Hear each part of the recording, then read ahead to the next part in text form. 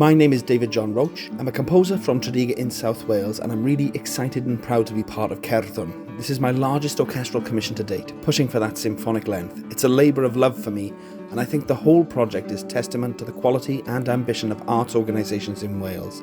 It's a wonderful luxury to be able to work towards the commissioning and development of substantial new compositions.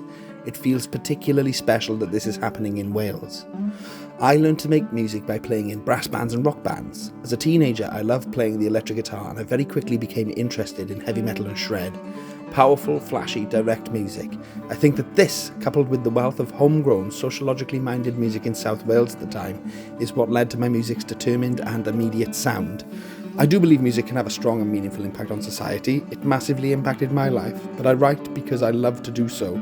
It is hugely, deeply important to me, and I hope, through my new commission and mentoring, that I can communicate my strength of feeling to those I have the pleasure of working with and those around me.